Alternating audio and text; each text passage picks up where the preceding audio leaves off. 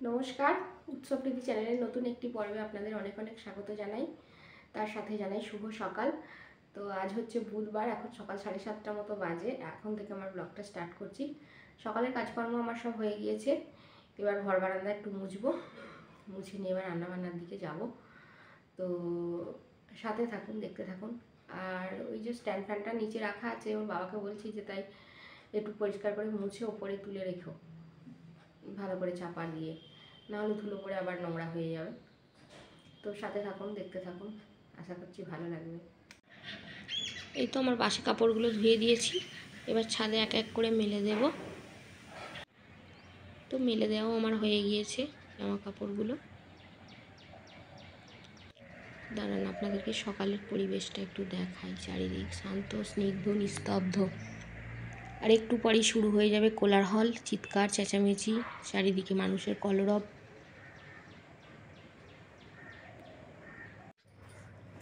ছাদ থেকে আমি নেমে এসেছি, এসেই তো সকালে মুড়ি খাওয়ার জন্য পেঁপে আলুর তরকারি হবে, তার জন্য কুটতে বসে পড়েছি।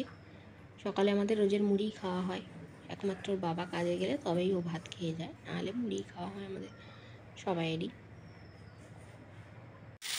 তো তরকারিটা আমি চাপিয়ে দিয়েছি, তেজপাতা শুকনো লঙ্কা একটু পাঁচফোড়ন দিয়ে তরকারিটা হতে থাক। এবার বাবার জামা প্যান্টগুলো একটু ডুবিয়ে দিই। এগুলো সেই দিন নষ্ট হয়ে পড়ে গিয়েছিল, ডুবিয়ে দেওয়া হয়নি, ছিল এক পাশে রাখা। ধুয়ে দিই জামা কাপড়গুলো। এই তো ঘর মুছতে আমি লেগে পড়েছি। ঘরগুলো এবার এক এক করে মুছে নিই। এটা ঘর বারান্দা মুছতেও সময় লাগে, তাই ওর বাবাকে একটু বললাম যে ক্যামেরাটা ধরে দাও। তো আজকেই আবার ও শেষ বাড়িতে থাকা, কালকে থেকে ও আবার কাজে বেরোবে। অপারেশন হয়ে মাত্র 10 দিন মতো রেস্ট করলো, জানেন। বেশি রেস্ট বলা হলো যে আরও কদিন রেস্ট করো, কিন্তু শুনছে না কথা। বলছে প্রাইভেট কোম্পানিতে কাজ করি, যদি আমার জায়গায় অন্য মানুষ নিয়ে নেয়। তো সেই কারণে ও আর বাড়িতে থাকতে চাইছে না। আর ওর বাবাই হচ্ছে একমাত্র আমাদের আর্নিং মেম্বার, যার জন্য ও চিন্তার মধ্যেও থাকে। তো সেই কারণে ও কালকে থেকে কাজে জয়েন করবে। আর এবার তরকারিটাও আমার হয়ে গেল, নামিয়ে নিলাম। এবার ওর জামা কাপড়গুলো সব কেচে ধুয়ে এক এক করে মেলে দিলাম। রুমালটা আবার নিচে দিয়েছি। একটু রাস্তার দিকে এলাম, পাশে একজনরা ধানের গাদা দিচ্ছে। তো ওর বাবা অনেকক্ষণ বাজারে গিয়েছে, আসছে না এখনো পর্যন্ত, তাই একটু রাস্তার দিকে এলাম। হেঁটে হেঁটে যাওয়া আসা করছে, তো সাইকেল বা বাইক চালানো বন্ধ। তো সেই কারণে ও হেঁটে হেঁটেই যাতায়াত করছে। কাজেও যাবে, তা হেঁটে হেঁটেই যাবে স্টেশন পর্যন্ত। এসে গিয়েছে।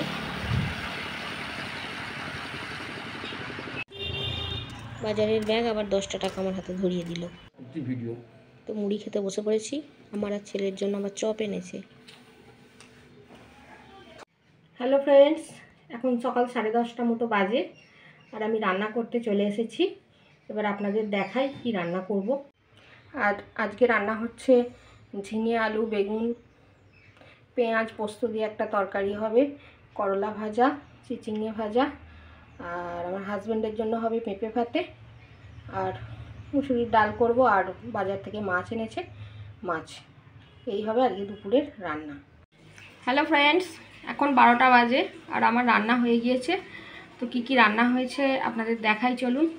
আজকে রান্না হয়েছে চিচিঙে ভাজা, করলা ভাজা, ঝিঙে আলু পোস্ত, মসুর ডাল, আর এখানে মাছের ঝোল বাবার, আর আমাদের মাছের ঝাল।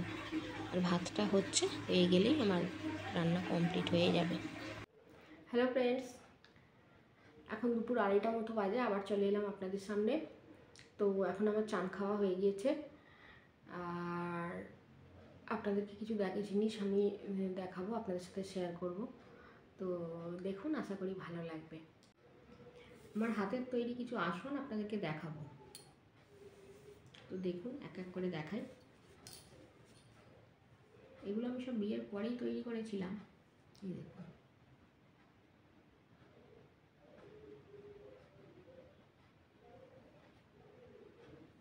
এই একটা,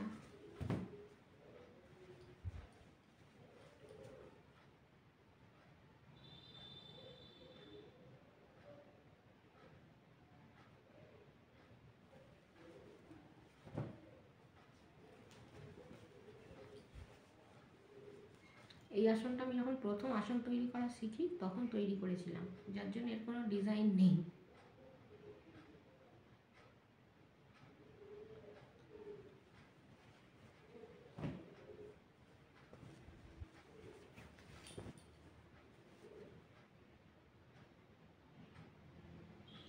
যখন আমরা স্কুলে পড়াশোনা করতাম আমাদের তো গার্লস স্কুলে আমি পড়েছি, তো সেই কারণে ওই স্কুলে সেলাই ছিল, আর সেলাই ছিল, যার জন্য আমাদের এই সমস্ত আসন টাসন তৈরি করতে হতো। তো সেই কারণে আমি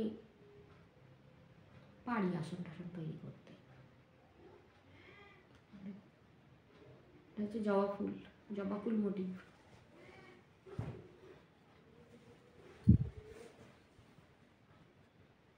এই একটা দেখুন ঘটের মতো ডিজাইন। তখন ধৈর্যও ছিল, অনেক সময়ও ছিল হাতে। এগুলো সব বিয়ের পরপরই আমি তৈরি করেছি।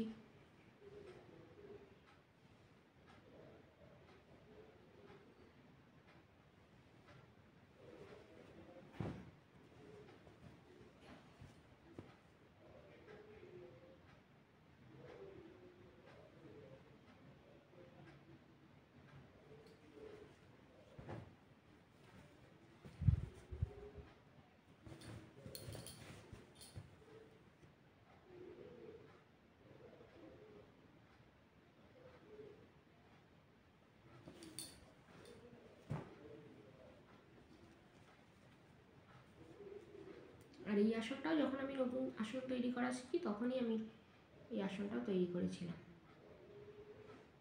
মানে এগুলো ছিল আর কি সহজ ডিজাইনের আসন। তারপরে যখন ভালোভাবে তৈরি করতে শিখে গেলাম এই সমস্ত আসনগুলো তৈরি করেছিলাম। এটাও আমি বিয়ের পরেই তৈরি করেছি। দেখুন কত সুন্দর লাগছে, দেখুন আসনটা দেখতে। আর এখন তো আসনে বসাও হয় না, আর এই সমস্ত আসনগুলোকে আমি ওই জন্য খুব যত্ন করে রেখে দিয়েছি, কারণ এগুলো স্মৃতি হয়ে থাকবে। এখন তো আর তৈরি করা হয় না, চটও কিনতে পাওয়া যায় না। আপনাদেরকে তো দেখালাম আমার আসনের কালেকশান। তো এগুলো সব মানে আলমারিতে গুছানোই থাকে, এগুলো ব্যবহার করা হয় না। আর এখন যেহেতু চেয়ারে টেবিলে বসে খাওয়া দাওয়া হয়, তো সেই কারণে আসনে বসে খাওয়া দাওয়া হয় না।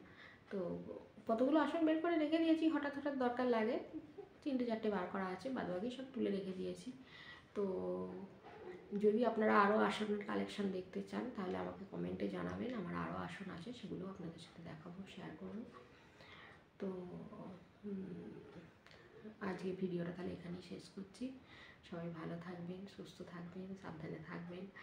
আর আমার ভিডিওটা যদি ভালো লেগে থাকে তাহলে লাইক করে দেবেন, আর প্লিজ প্লিজ প্লিজ আমার চ্যানেলটা অবশ্যই সাবস্ক্রাইব করবেন। তো আজকের মতো আসছি, নমস্কার।